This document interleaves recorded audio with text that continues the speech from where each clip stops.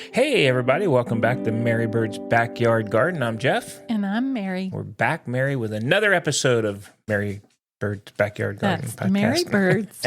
That's Mary How was that? Birds That worked with out a pretty backyard full of birds. Yeah, we're going to call it Mary Bird's Backyard Bird Garden. It certainly is. We got a lot of birds. We talked last time about the migration. I don't know if that's what's causing it or a lot of birds. No, but the shrubbery out back is constantly moving. I know. They drain. They're draining. Well, let's just start it off with what's new. Mary, what's new in the garden? What's new in the garden, And then we're going Jeff? to talk about the birds. Hasn't the weather been beautiful? Yes, the weather's been great. I know. I've been enjoying it very much. The weather's been good. Love it. And the birds have been cool. So we can officially talk about the birds Here, let's go. So we have 3 bird feeders. And I fill them in the morning, and by 3 or 4 in the afternoon, they're totally empty. They are empty. It's crazy. I know. Right? And they queue up and wait for us to go inside. And then we watch them through the window or on our little bird buddy bird feeder guy we got. It's a lot of birds. I have heard some interesting different bird calls that I've been saying, oh my gosh, what's that? What's that? You know, I think I've identified a few bird calls over the course of this year, and I could recognize some of our good friends that come and visit with us every day. The cardinals, of course. Yeah, the cardinal. Cardies are some of our They favorites. are our favorites. Yeah, we like those. And I have been hearing some new bird calls that are there. So maybe it is migrating birds. It might be. We do have the bird buddy, and it's just lighting up like constantly. There's bird there. I mean, it's unbelievable how much they eat. I mean, I think they kick some of it out too, unfortunately, but they do eat a lot. And 3 bird feeders in a few hours, that's a lot of bird food. A lot of seed. A lot. I have to slow them down. They're hopping in and out of the shrubbery, They are. looking for all sorts of things. I don't even know what all they're looking for. It's pretty cool, actually. It is very cool. Kind of fun. We like sit on the porch and watch them. But they queue up. You can see they wait, and then they wait for us to go inside. Even though we're not that close to them, they still wait for us to go inside, and then they start going to town. So they do. That was my what's new in the garden. Mary, what's new for you in the garden? Pretty amazing, actually. Oh my goodness, we've had so many good things happen this week. Jeff and I went to a sale at a local garden center, Hill Country Water Gardens, and we picked up a beautiful red, really a rich red crepe myrtle called a Colorama Scarlet. So we've talked before about how it's impossible for us to dig down, which I'll talk a little bit about that in a few more minutes, but we could go down maybe 3 or 4 inches. So we just decided to hooey with that. We're not even going to try. So we picked up this, how would you describe it? In a way, it's sort of a container. It doesn't have any bottom. It's made of molded plastic, and it is black, and it has the plastic is molded to where it comes out in these little volcano type shapes, you know, all over the plastic, and they have holes in them. So as your plant grows roots, what's going to happen is our crepe myrtle is going to put its deep roots down into the soil because there's no bottom. But the feeder roots that are growing along the surface, they will touch the air, prune themselves, and grow a multiple more That's roots. cool. Yeah, that's awesome. More little feeder roots. And he does seem to be quite happy. I have to say, he didn't look so hot when we got him back from the sale, probably because we drove through the wind. I don't know. Yeah, I think so. But he's perked up a whole bunch since Yeah, it looks we put him in there. good. And that little structure is really kind of, I've never seen one like that before. Mm-hmm. It's easy to put together. You put it together. So easy. But yeah, it's lightweight and very, very reasonably priced. yeah, it was. Very nice. Very nice. It took us about 4 not 2 cubic, 1 cubic foot bags, maybe. I think we had 1 cubic foot. Yeah, it didn't take a lot. I mean, no, but it's full. Yes, it is nice and full. It comes to the perfect spot on the container grown crepe myrtle, so the root flare won't be underground. So it comes perfectly to that spot. And then I sprinkled in some seeds on the top. Of course, I couldn't help myself, and they are already sprouting. What did you sprinkle in? Well, we had this little package of seed called edible flowers. Oh. I think it's a big mixture of just many, many different types of edible flowers. And I thought it'd look real pretty there to get us started. You know, I didn't know that. And I didn't know you snuck those in. All right, I'll have to keep my eye on them. Okay, so the Colorama Scarlet Crepe Myrtle, he went into a position where I'm hoping so much that he is going to provide shade onto the back of our house during the hot summer months. So he's not too close to the house. No. They are foundational plants here where we are living, but we decided we wouldn't put him too close.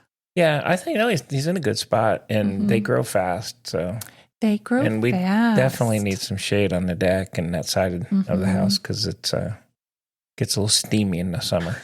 I mean, if we walk hot across there in the middle of the summer afternoon, we're like hot footing. We're hot footing. We are. We're hopping all over. It gets hot. So we tried the bamboo, and I think maybe we shouldn't have put it in a container. We thought that was going to give us that. Remember, we thought that was going to give us the shade we were hoping for. It's living and it's okay, but it just hasn't grown to our expectations. I don't think it's going to be that. I don't think so. Obviously not. It's going to a couple of years, so I don't think it's going. But I think I've got hope in the crepe myrtle. They grow fast, so that'd be good. True. Yeah. Yeah. Nice. And Monday is a very special day. You remember what it is? I told you this morning while we were sitting on the back porch. Boy. Is it start of fall? Yes, it is. Yes. Okay. Yay. Yeah, no. It seems like it was so far away, and it's rushed up here, and I've taken by surprise a little bit that it's here already. But we are coming up on the first day of fall. Nice. It feels like it. Ooh, nice. It's getting so chilly out there now. Well, it might take us a little bit. It'll take us, but we do. I mean, I don't want to steal your time. We do have a tree that's dropping leaves, though. That looks like a fall. We have fall in one area of our yard where one tree is losing its leaves. That's our fall tree. That's true. That's true. It's the redbud. I think it's a Texas redbud, and I think fall has arrived for him. Yeah. Yes. What else you got? In the kitchen garden, we have a lot of things that are happening, going on. Our carrots are coming up so well. I'm chuffed. I have to say I'm really excited about that. Carrots have always been a challenge. And this year, I think maybe I have figured out a little bit about the challenge. And the moisture feature is really the key, I think, to the carrots. So we have the Garden in Minutes that has been giving it even moisture while they have been germinating. And they look great, I have to say. They're all springing up. They look so healthy. And hey, let's hope. I'm excited. Let's hope that they're bigger than the other ones that we tried to grow. I think we grew a variety that's supposed to be little tiny. Oh my gosh, they were like unbelievable. They were like 2 inches long. I think they might have been called Thumbelina or something like that. All right. But the ones I planted right now are supposed to be pretty substantial. They're going to be real ones. Real okay. carrots. Yeah. Yes. The other ones were cute, but I mean, they were tiny. They were tiny. They were okay. Well, good. I'm looking forward to it. So we planted some potatoes, and I've been carefully watching to see if they're going to come up. And the funniest thing was, in a square where I had not planted any potatoes, one emerged. Hey, that's not how square foot gardening works. So I carefully lifted him and I moved him over to the bed where I have placed all the other potato tubers in there and put the soil around him. Oh, that's funny. And at first I thought for sure he was a goner. But I looked out there today and he is coming up as well. Good. And so some of the other big potatoes that we ordered are sprouting. Okay. Very exciting. Very nice. Very nice. And do you remember the package of rhubarb seeds? I do. They are sprouting. They're sprouting? Nice. Yeah, that's so exciting. So fall is our sprouting season, huh? Spring and fall. For the fall shoulder I know season. For those fall things. is the sprouting season. All right. Completely exact. Very good. Before the heavy snowfall hits us, we get blanketed in snow here in Texas. No. And one other thing that we did this week that's been pretty fun, actually, is we did the soil jar test. We did the soil jar that test. we talked about last week. Yes, we did. Yeah, we did. So we're taking out the front garden bed and getting ready to put in a different flavor of garden in there. And we scooped up some of that soil on the top and did the soil jar test. Very exciting. Our daughter came to visit with us, and she was curiously looking on the kitchen counter she had to be glancing up there like 15, 20 minutes. She said, what's that really awful looking water you have going? As our homebrew tea. No. With stuff floating in the top. Yes. It was our soil test. It was our soil test. It was so fun. I have to encourage everybody to give this little home test a try, because we shoveled it in there. It's in a great vase, but we shoveled the dirt in there. We put the water in. We put in a couple drops of dish soap, biodegradable dish soap, and we stirred it really, really well. And then, it was very interesting because the layers began to form almost immediately. Yeah, they did form fairly quick, yeah. So the sand was the first to show up, actually, just like we described. And then the silt layer kind of floated down. But the clay layer, even though we measured it today, it still is suspended in the water. I don't know if it will ever come out, really. The water isn't clear. It's murky, but we still measured. Yeah, we did. Yeah, we wanted to see where we were. Yeah. And what we came up with was, where did I put our it? scientific measurements. Scientific measurements. We had a measurement of 60% sand, 39% silt, and then 3.33% clay that we could measure. And I did get the triangular graph. I went on, let me see, where is the site? Clemson Education, Clemson University. And that is where I found the soil texture analysis triangle. And if I put our measurements in there, we're right on the bottom corner of sandy loam. There you go. Which you already knew, I'm sure. We hit the sandy loam. You knew we were there. Well, everybody should know this was a test of the top part of the soil. It didn't really go down in the limestone. No. So. Well, then it would just been a bunch of rocks in a glass container. A heap of rocks.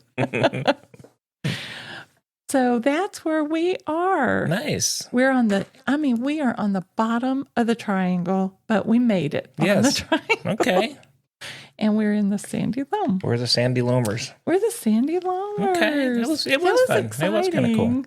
Now all we have to do is figure out what we're going to do about the murky water. Oh man, I don't know. It'll be fun. We'll put it in the garden. We'll put It's it back in the garden. Put it back soap. in the garden where it belongs. Okay, very nice. Jeffy, do you have other interesting things that you've?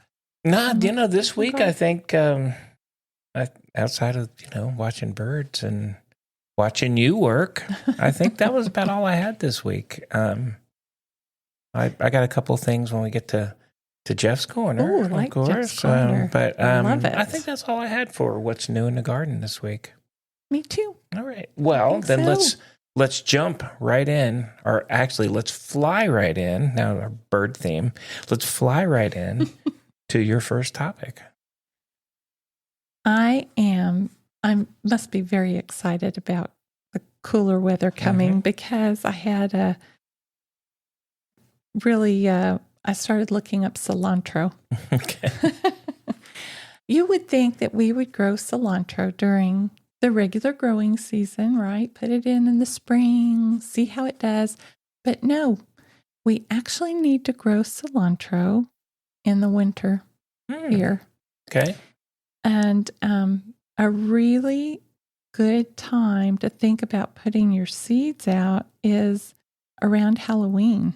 Oh, to my be gosh. honest with you, Wow. you do want to grow it in the cool weather. And of course, we use cilantro in salsa and everything like that. Cilantro is pretty interesting, actually. It is, cilantro is the Spanish word for the coriander plant. Oh, okay. And coriander was native to China, some of the Asian countries, and the Mediterranean around in there. And then when the Spanish explorers came, they brought the coriander with them, and their word for it was cilantro. Wow, okay. And generally, the cilantro refers to using the leaves of the plant, and the coriander, today we think of using the seeds. Right. For the coriander, cooking and stuff like that. And it's an annual plant. So interesting. Depending upon your genetic makeup, you might taste coriander as having a lemon, lime, sort of a tart, refreshing flavor. Or you could be a lucky person and it will taste like soap. Oh, wow. Or it could taste sort of rotten a little bit, interesting. And that depends on how your taste buds are, right? Okay. For me, cilantro is I like a little bit of it, not too much. I don't know. How are you on the cilantro? I think I'm more of a fresh. It tastes kind of fresh to me. It doesn't taste like soap. I think I would know that. Know, or if it was rotten, I would tell you that too. Yeah. No, I think it has like a fresh taste. I think that's super interesting, though. It is.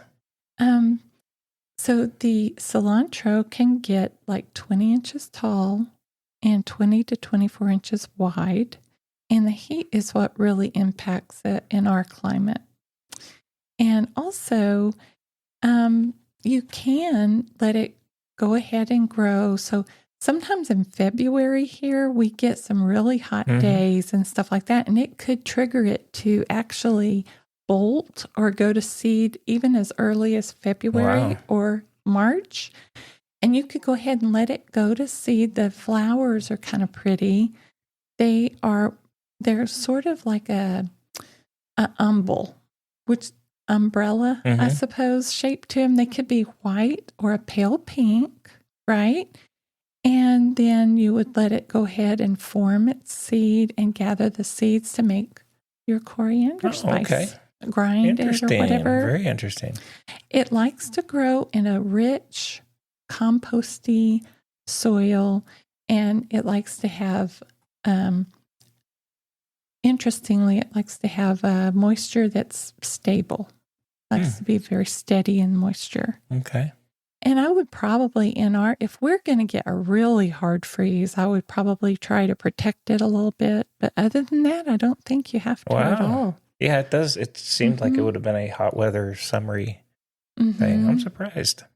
Now, it's really good fresh. To use it in salsas, and I don't know, do they use it in beverages? I don't know of any cilantro in beverages that I'm aware of. I'm sure somebody has. Yeah, pico de gallo, they use it in that. But you can also sort of freeze it. And one of the things you could do with the leaves is you can make a paste and then pack it into like an ice cube tray, a very small ice cube tray, and just pop that out when you need a little cilantro. But I don't think that they hold too well dried. I think it's like okay, but the flavor isn't great. Yeah. Okay. But the coriander, you could keep those seeds and grind them a lot. Yeah, I've never seen cilantro except for fresh. I mean, that's how it's always, it's purchased and used right away. At our local grocery store, they do sell it in the freezer case. Do they? I buy it in the little bitty. Oh, okay. In those little things? In those tiny little cubes. Little freezer cubes. Okay. Yeah. Interesting. That's a convenience there. Go look for it at the grocery. Yeah. That's cool. But I'm looking forward to trying this in the cold weather. I've never grown it before. But while I was on my search, I ran into some plants that you could grow for the for the cilantro flavor, but they love the hot weather. Okay. And the first one is super interesting. It's called papalo or papalo quelite. And it is also known as summer cilantro. Sometimes you could find it under that. This plant is native to the Americas. And the Aztec word, they had it in that time. It's papalotl, meaning butterfly. Oh, wow. Probably because it attracts butterflies. The butterflies, yes. The one thing about this one is it has a strong flavor to it. And some people aren't too sure. So you might want to just be careful in adding it to things, just a little at a time, maybe. And so this plant is an annual, but listen to this. Where the cilantro might get up to 20 inches tall, maybe 20 to 24 inches wide, the papalo can grow 3 to 6 feet tall. Oh my gosh. You want to plant it in full sun. It is not frost tolerant at all, but you're going to be growing it in the heat. And it also wants to have an evenly moist soil. The interesting thing about each of the cilantro type flavoring herbs is they all seem to require that evenly moist soil. That's just something to keep a check on. So this papalo will mature and be ready for you to start picking leaves and things when your tomatoes begin to be ready to eat. So you're able to do your fresh salsas and things. That's the salsa. That's tomatoes, the salsa.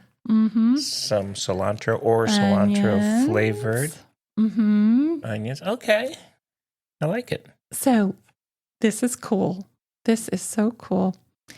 The papalo predates cilantro in the Americas by about 5,000 years. Wow. And they found, archaeological evidence of it. And so the thing of the papalo doesn't really have that soapy flavor impact. So you get the herb, but most people don't. I mean, what I understand is that people do not have that response to the papalo the same as they do to the just more consistent, cilantro. just a consistent taste. The leaves are just gorgeous. So they're sort of rounded. They look like they're a little thin, and they have a bit of a scalloped edge to them. And they're just beautiful, pretty and green. And another interesting fact that I was excited to find out is that in rare instances, you can find them natively growing in West Texas, like out by El Paso or Davis Mountain area, probably in the Davis Mountains, because they do have some regions where it is nice and evenly moist, Right. Very pretty out that way. Arizona and New Mexico. So they definitely that's like the very heat. Exciting. They love the heat. They must like the heat if they thrive out in the West. Mm-hmm. Yeah. Okay. It's not really something that you would put into a soup or stew or anything that you would cook with. They use it for a garnish. And if you go into the interior of Mexico and you go to a restaurant, you will actually find a little flower vase with the papalo stems tucked in for you to take the leaf off. Really? And put a garnish onto your that's a pretty cool idea. dish. Yeah, I know. very nice. And they're so pretty. Well, there's a little drawback. The plant will form the seed head, and it looks sort of like a dandelion seed head with the fluffy on the outside, and that's what you want to harvest and keep your seeds. But they don't really germinate that readily. So what you want to do is you might start it indoors before, maybe 8 weeks before your last frost.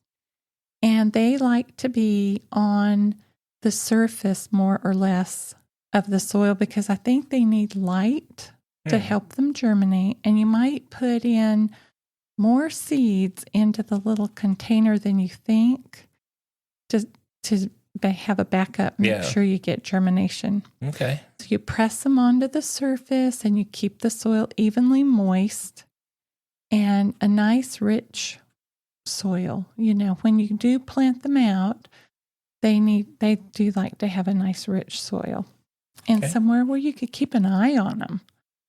So the summer cilantro. That sounds cool. They're big. Very they get big. Cool. They get 3 feet. That's a big plant. That is huge, right? Yeah. Well, there's another one in the same plant, sort of. It's called papicha, and it's also Papalocalite tagetoides. Tagetoides. So it's sort of like meaning that it's sort of marigold-like. It's an annual as well, and it has, again, the cilantro flavor, all the same uses, and it only gets 2 to 5 feet tall. And it does allow you to go a little bit more shadier. If your location needs a bit of shade, you might want to look this one up. And so it's called papicha. Papicha. Okay. It also matures alongside your tomatoes, and it'll be ready for using in your fresh ingredients. They know that they're going to be salsas. They just know it. They know it. I think they do. I think they look forward to it. I think so. That's awesome. On a baked potato? Yum. There are 3 other ones that those were the ones I was very excited to really learn about. And these 3 I need to dig a little bit deeper into.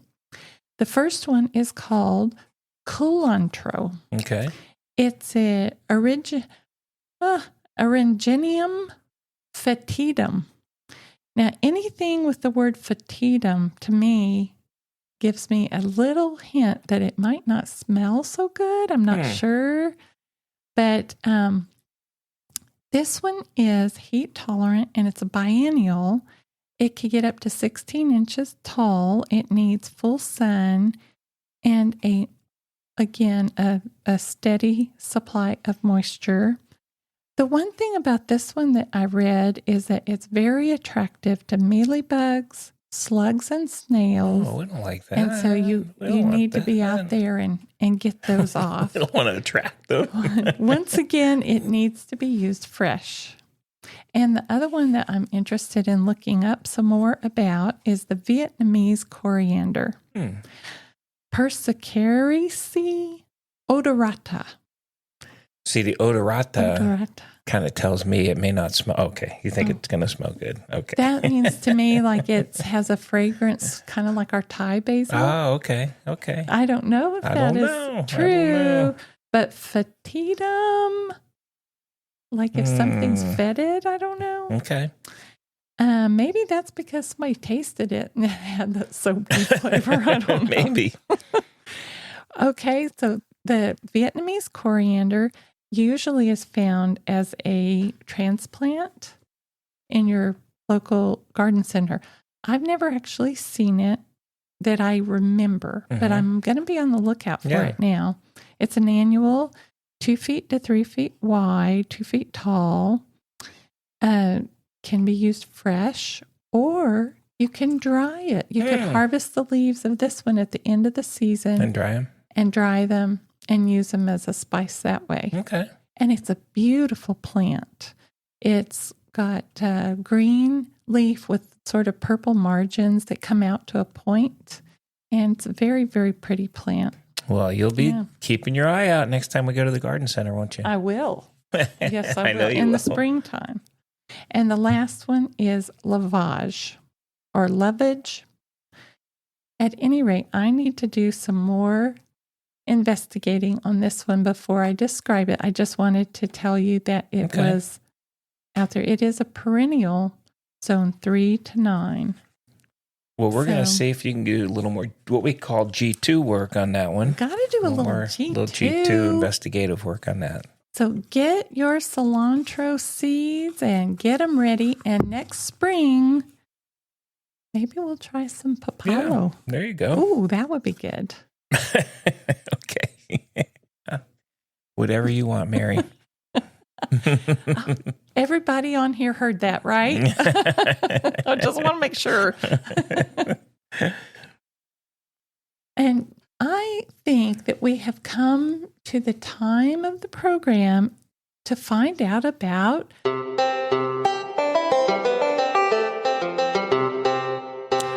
welcome to Jeff's Corner. I have 2 things today, Mary. One is we haven't got it yet. I know. I'm so excited about this. We are trying to clean out the front garden area. Yes. And even though it's almost fall, it's still really hot. Let's not kid ourselves. And the front is always, especially in the mornings, it's always like 15 degrees hotter because it's facing the east side. So I went out and I have ordered, we have not received it yet. I mean, I've told you guys that I have the Ego electric mower, but we also have a blower and an edger and everything is all battery operated and they're all Ego products. But they did have one that they call the cultivator attachment. So the way the Egos work is on the, a lot of them, you can actually just buy the attachment and you can take the attachments off and on. So you don't have to buy the whole, everything, the battery and everything with them. So we have the attachment for the Ego cultivator coming that we're going to see if that may help us in the front garden to kind of get down a little bit deeper to get some of those grass roots and stuff out of there. So that's coming at some point tomorrow. Thrilled. Yeah, it's going to be fun. Thrilled. And the thing about it is it's not huge. Like, we talked, you can go, obviously, if you have a bigger plot, you can go and rent, a lot of these tools. But it's just not big enough. And honestly, how wide is it? This one's not, I don't know. It's, let's see, the tines are from 8 to 9.5 inches on it. Perfect. So it's not going to be, it's not going to be huge. No. It's going to be hopefully just right. Yes. And we can use it. Perfect. Yeah. We can use it in other parts of the garden as well. So that's coming. We'll see how that works out. I'll let you guys know. I'm excited about anything that makes life easier, as I say. I was out there sitting And I think you had been sitting earlier in the morning, and we were trying to get down into the into the Bermuda roots. And I think I did a 2 by 2 foot area, and then I fell over. I was exhausted. I know it's hard. It's hard when because we're redoing it, so it's kind of hard to get down. So hopefully this helps us. We'll find out. Here very soon. I think it will. Very soon. The other thing I wanted to ask you, Mary. Oh, you were going to ask me something. Have you ever heard of using a light meter for your plants to measure the light?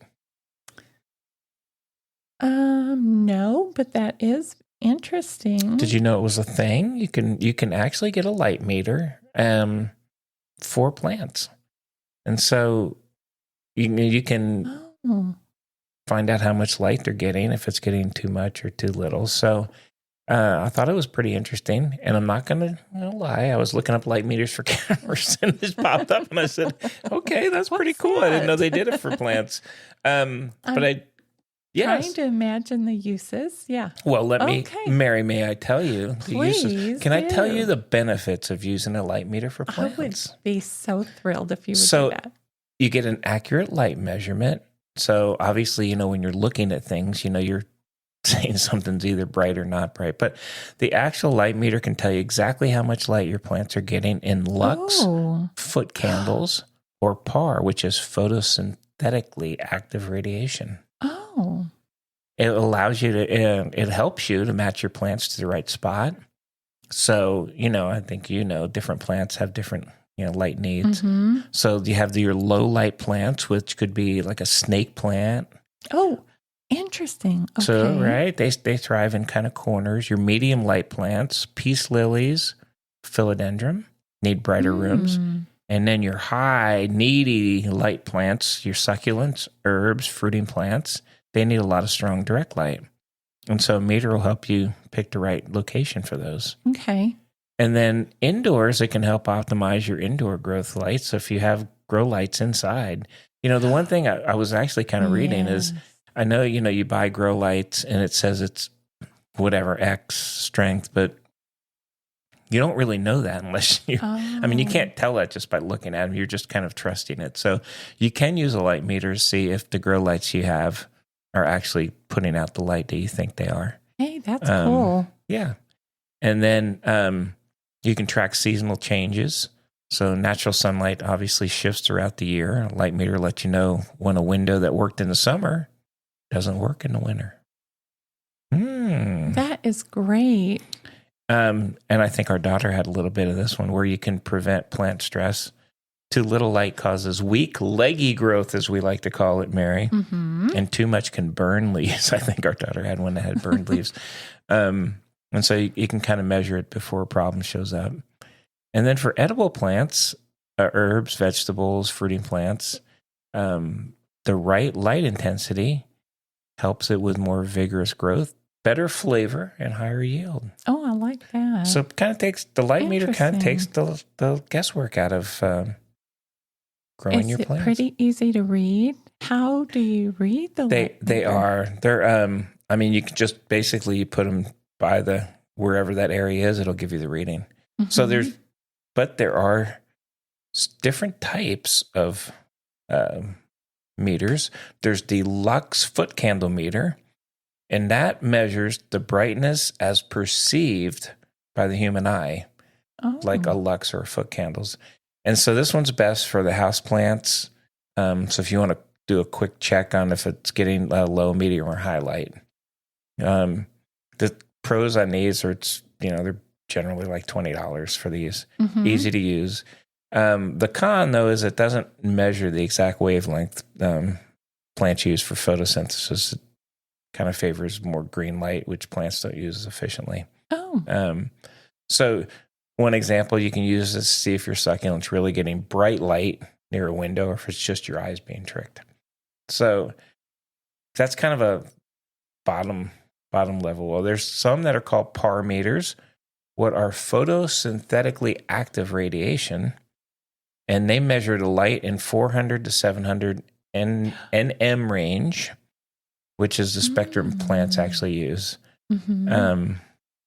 And then these are really best if you're using grow lights, greenhouses, those type of things. It's an accurate kind of measurement on what the light is there. Mm-hmm. And these are obviously a lot more expensive. Obviously, one's called quantum sensors, full spectrum par meters.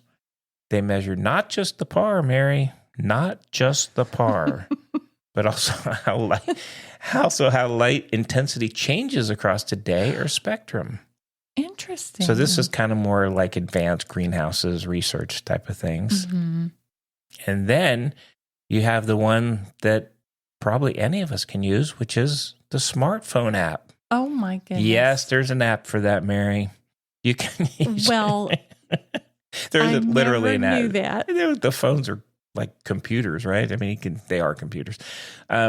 So they can measure. You can use your phone's camera sensor to estimate lux or foot cans.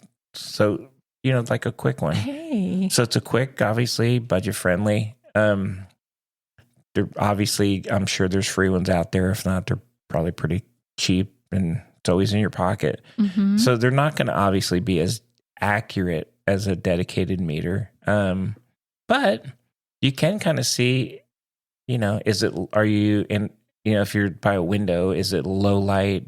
Is it bright light, indirect? So they're actually pretty accurate these days. So there's an app for that. I think we might be looking that up. Yeah, I think it'd be worth just checking out one of the apps. Mm-hmm.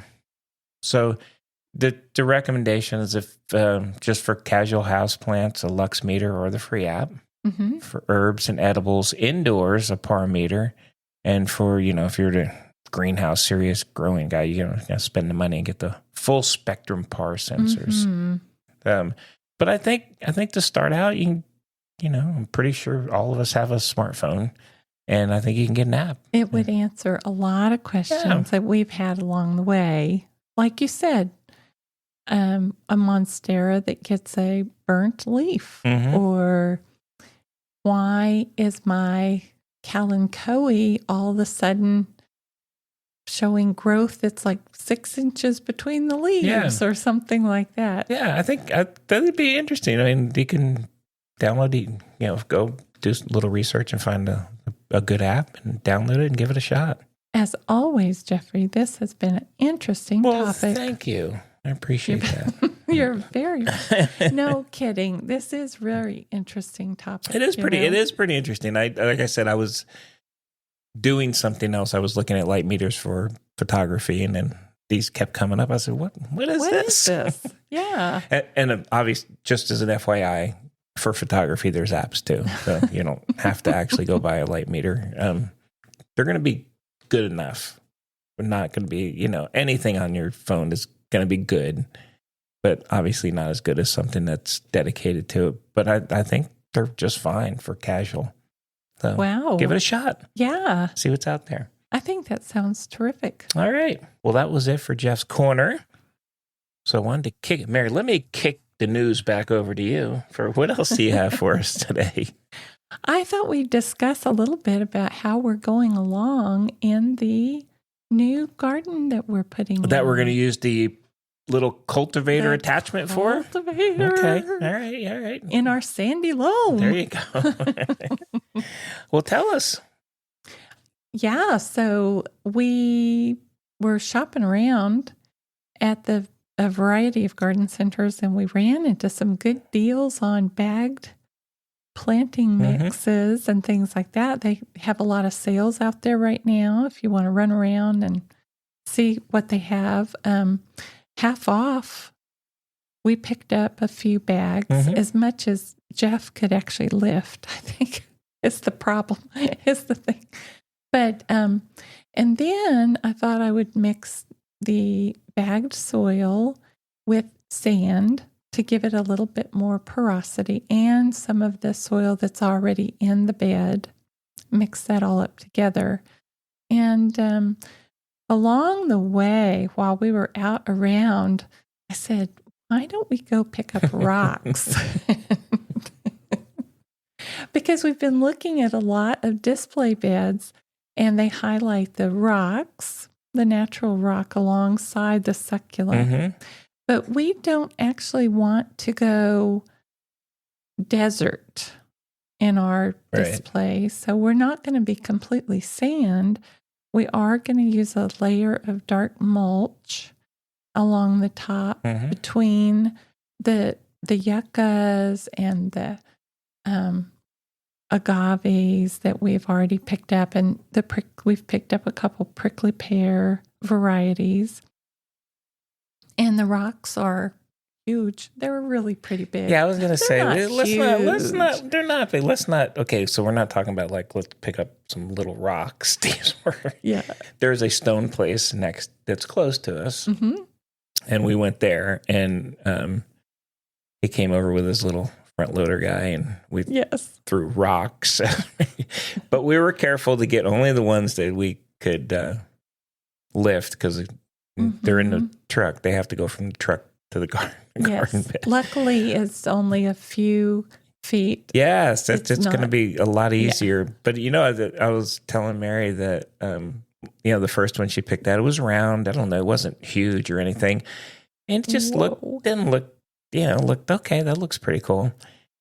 Man, those things are heavy. Rock is just heavy. It's heavy. They are really heavy. And the guy came over and he helped us put it in the truck. Yeah. But yeah, we'll get them. We can get them from the back of the truck into the garden because the garden, like Mary said, it's the front garden, thankfully. Mm-hmm. So anything there is just a few feet. Right. To get we it. might have to position the back of the truck so we could just stand Roll it in the off. garden and roll it. We could do that. We could do that. Yeah, we could that do might that. be a good idea. We could do that. Yeah. So we did. We picked up, I don't know, 6 or 7 good size pieces of rock that I think you're going to use for the. Right. Mainly it's to bank the soil up so that you get your cactus or your agave or what you're planting up off of the surface of the soil a little bit for drainage to help it have better drainage.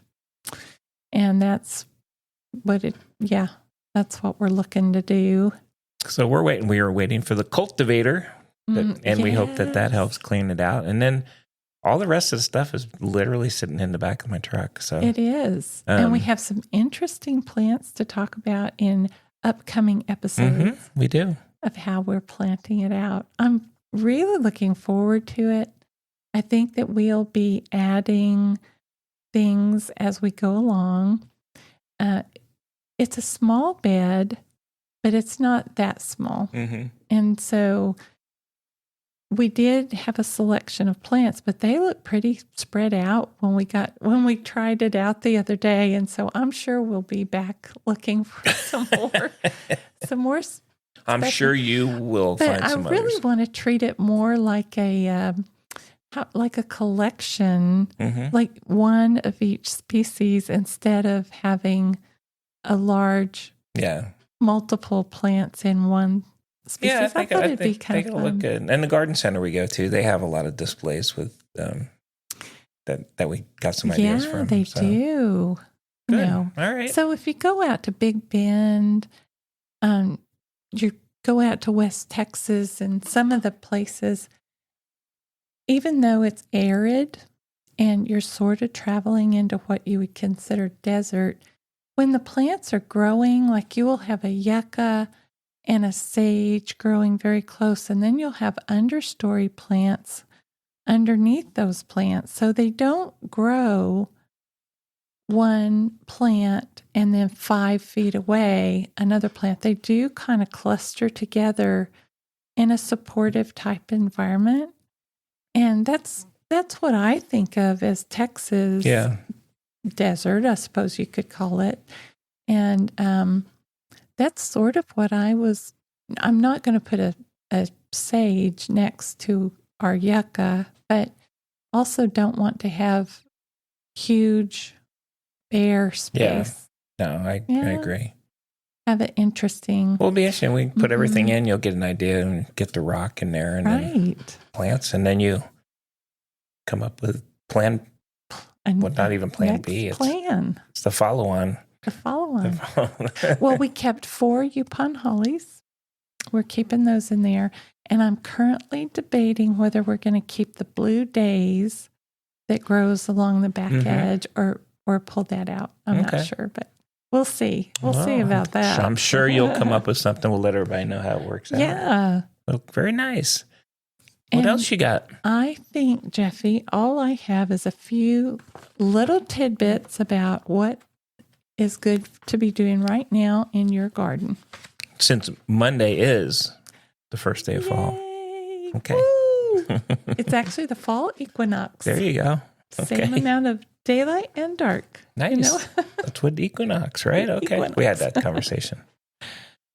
Oh, right now, if you are in our area, which is zone 9A,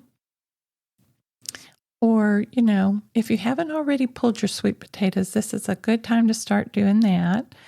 You want to give your sweet potatoes several days for them to be able to cure and have a pretty good amount of humidity to help them sweeten up from the time that you pull them out of the ground until you get ready to store them, and then have them with your Thanksgiving dinner. Oh, there you go. So, ooh, jumping right into fall. I know. Like it might take for them to be exposed out of the ground and laid out to where they're not really touching each other, and they can kind of dry.